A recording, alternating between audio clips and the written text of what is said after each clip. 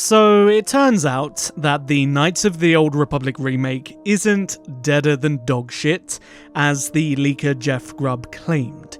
It is a really strange backtrack to make, and even though people will call it a clarification, it is really a backtrack.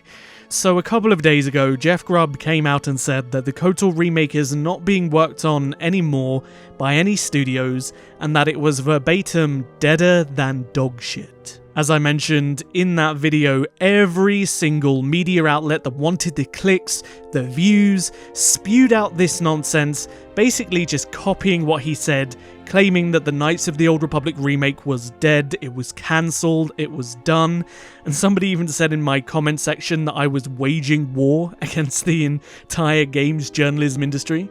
And it's not that I'm waging war, I just want to point out the frustration and at times the pure hypocrisy of these things as a lover of video games. Because no less than a few days later, this same leaker that claimed that nobody was working on it came out today and said that he doesn't know anything about the game's development. Why say something with such conviction and yet have absolutely no journalistic integrity behind it?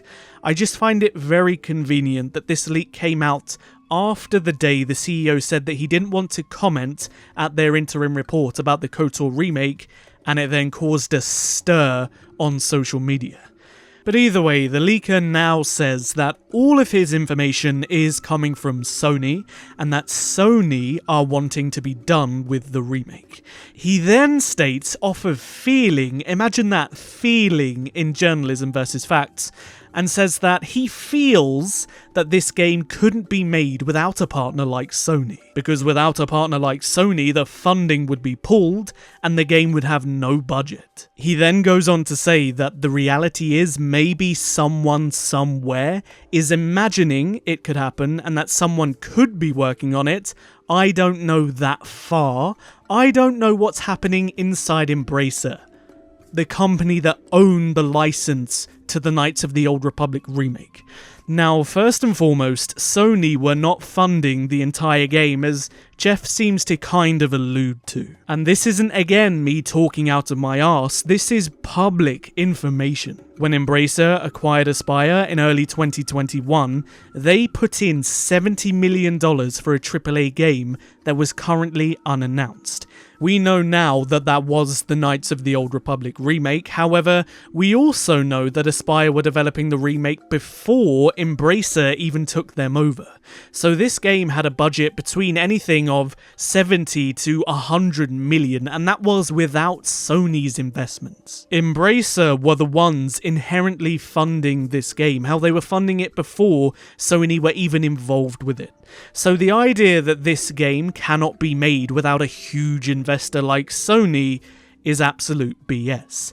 And to say, well, because Sony are no longer part of it, I feel like Embracer have no way of making this game anymore, so therefore I'm saying to the world it's 100% deader than dog shit, is really, really poor journalism. As I mentioned, the game had closer to $100 million invested into it.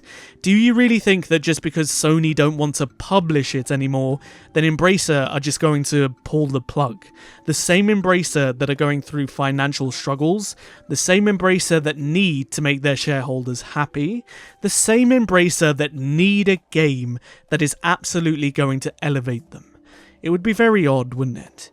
You have to remember that this is not an individual developer that doesn't have billions of dollars to its name, that is absolutely hanging on the commitment of its publisher for its financial support. No, this is a massive multi-billion-dollar media holdings company that is delegating this license to its own studios. And like I said earlier, the conviction of such a statement without having any information about the studio working on it is insane to me.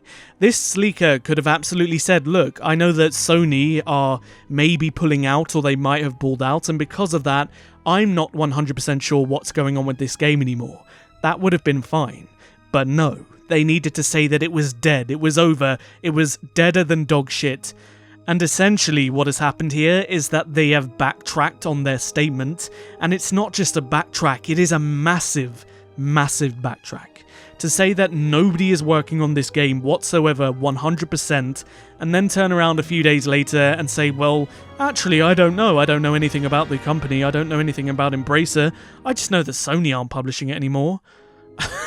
I mean, all I can do is laugh. I mean, surely things like this are evident to you guys, my viewers, that games journalism right now is just awful. Because you have to remember, every single media outlet has jumped the gun and made this the big headline because of this leaker's words.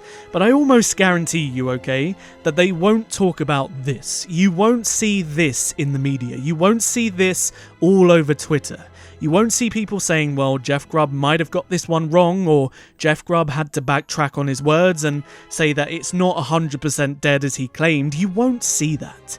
And I do find it very, very convenient that this leaker drops this information the day after Embracer don't want to talk about it, but at the same time the game is in their interim report. We all forgot about that, didn't we? And then unsurprisingly, as the KOTOR Remake's starting to go viral because of the CEO's comments, they then miraculously have a leak too that just makes things go viral even more. Look, I don't know if this was intentional, I never will, I just like to hope that it isn't, because we deserve good journalism, we deserve people with integrity in the gaming space. It's almost like everybody in the media just wants this game to die. Yeah. But either way, circling back to the point of this video, all of the bullshit from the other day about how the game is deader than dog shit is essentially or has essentially been backtracked by the initial leaker, in which he says he doesn't actually know about the game's development under Embracer, and he only knows about things potentially inside of Sony. As for Sony, I did also hear rumblings that they were maybe pulling out. However, I can't confirm that, I still can't, hence why I've not made a video or really spoken about it, because I can't verify it from anybody who works within Sony.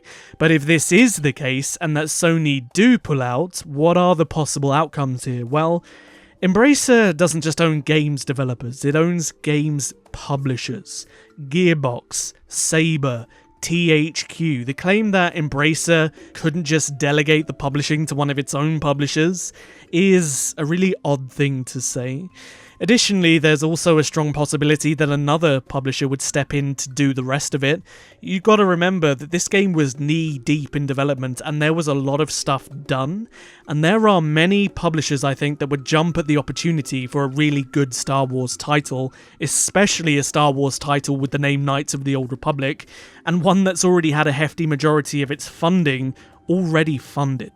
Now, I'm not saying this will happen, I think it's more likely that Embracer will publish it themselves under one of their own brands, but there's nothing stopping Embracer from reaching out to, let's say, Electronic Arts or Ubisoft or even someone like Microsoft and having their internal publishers deal with it. There's also the possibility that Sony will still publish it. There's so many different angles in which you can look at this situation. Don't forget that Sony are going through a lot of changes right now, especially after their president stepped down, so maybe they're just having problems there. But to say that a game is deader than dog shite because of a partnering publisher maybe pulling out, all without having any information about the game's actual developer, is really shocking to me, and I point it out in every video where I talk about this. It just further reinforces my point that journalism in this industry is really at an all-time low. Anyway, don't forget to share this video and perhaps subscribe if you want to join the biggest growing Knights of the Old Republic community on YouTube. And if you want some more awesome Knights of the Old Republic content, you should check this video out.